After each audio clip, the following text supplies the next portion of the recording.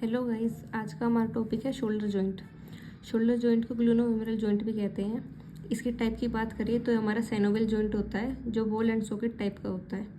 ये multi auxiliary होता है, मतलब इसमें मल्टीपल डायरेक्शंस में मूवमेंट होती है, जैसे flexion, extension, abduction, adduction and circumduction. इसकी आर्टिकुलेटिंग सर्फेसिस की बात करें तो इसमें हमारा हेड ऑफ ह्यूमरस और ग्लेनोइड कैविटी ऑफ स्कैपुला आती है। हमारा हेड ऑफ ह्यूमरस लार्ज और हेमिस्फेरिकल शेप का होता है और हमारी glenoid cavity of scapula shallow और पेयर शेप्ड होती है। इसमें हमारा ग्लेनोइड लेब्रम भी आता है। ये हमारा एक सॉफ्ट टिश्यू कार्टिलेज होता है जो ग्लेनोइड कैविटी के चारों तरफ होती है। इसके लिगामेंट की बात करें तो पहले हमारा कैप्सुलर लिगामेंट आता है। कैप्सुलर लिगामेंट पूरे जॉइंट कैविटी को कवर करने का काम करता है और क्लोज इन्वायरमेंट क्रिएट करता है। सेकंड हमारा है ग्लूनोह्यूमरल लिगामेंट। ग्लूनोह्यूमरल लिगामेंट हमारा 3 पार्ट्स में डिवाइड रहता है, अपर, मिडल एंड लोअर। जो हमारा अपर होता है वो हमारा लेसर ट्रोकेंटर पर अटैच होता है जो हमारे एक्सटर्नल रोटेशन को सपोर्ट करता है, और जो हमारा मिडल होता है वो फ्रंट ऑफ ह्यूमरस पे जाके अटैच होता है जो हमारा एंटीरियर डिसलोकेशन को प्रोटेक्ट करता है।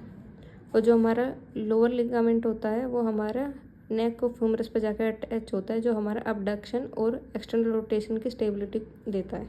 कोरोकोह्यूमरल लिगामेंट, ये हमारा बेस ऑफ कोरोकोइड से निकलता है और ग्रेट ट्यूबरकल तक जाता है।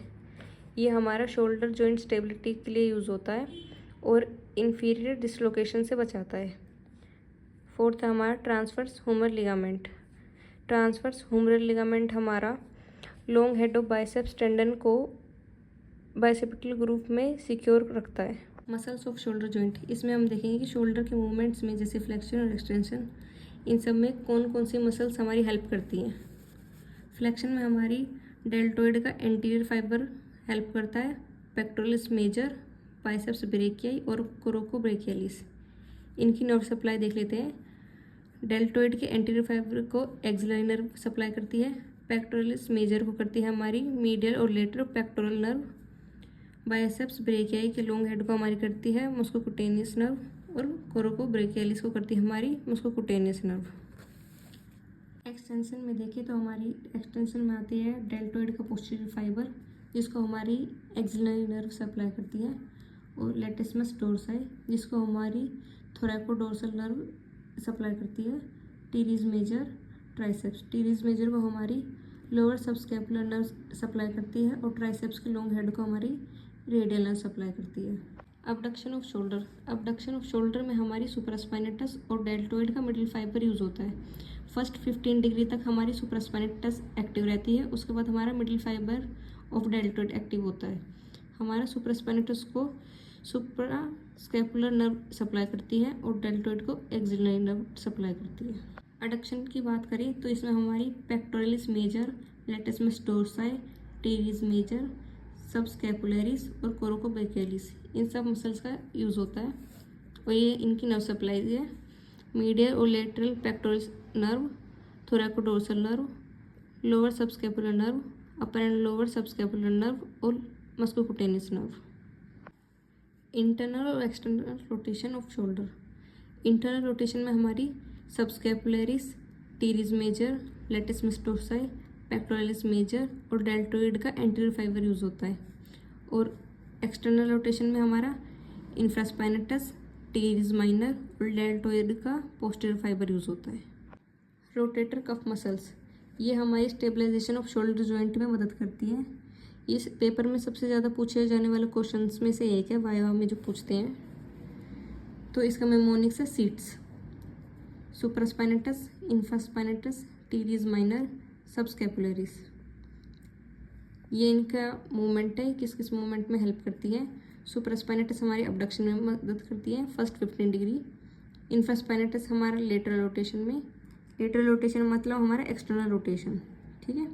टीरीज माइनर हमारा फिर एक्सटर्नल रोटेशन में, सबस्कैपुलरिस हमारे मीडियल रोटेशन में मतलब इंटरनल रोटेशन में।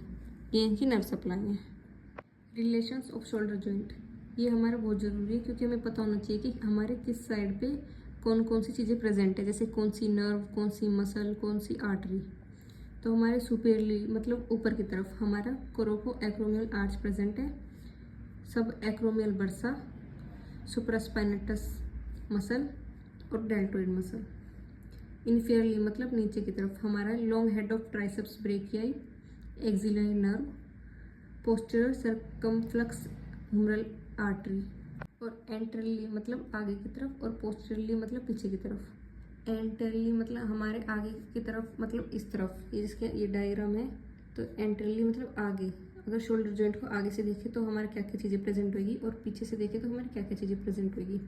तो आगे की तरफ हमारी होगी subscapularis muscle, coracobrachialis, short head of biceps brachii and deltoid. Posteriorly हमारी होगी इंफ्रास्पाइनेटस, टीरीज माइनर और डेल्टोइड मसल। ये रिलेशंस ऑफ शोल्डर का डायग्राम है। अगर इसको पेपर में बनाओ तो बहुत अच्छा है, ना तो लिखा होगे तो भी ठीक है। ब्लड सप्लाई की बात करें तो हमारी 4 मेन ब्लड सप्लाई होती है शोल्डर जॉइंट की। पहली हमारी होती है एंटीरियर सर्कमफ्लेक्स ह्यूमरल वेसल, दूसरी हमारी होती है posterior circumflex humeral vessel, third हमारी होती है सुप्रास्कैपुलर वेसल और फोर्थ हमारी होती है सबस्कैपुलर वेसल। अब हम रेंज ऑफ मोशन देख लेते हैं कि शोल्डर जॉइंट में नॉर्मल रेंज ऑफ मोशंस कितनी होती है और क्या क्या होती हैं। पहले हमारा मूवमेंट देखते हैं। मूवमेंट हमारा फ्लेक्शन में हमारा होता है नॉर्मल रेंज 0 से 180 डिग्री, जो हमारा सजाइटल प्लेन में और फ्रंटल एक्सिस में होता है।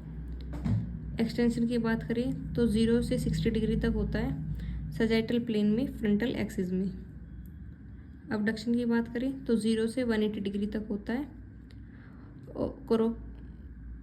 कोरोनल प्लेन में और सजाइटल एक्सिस में।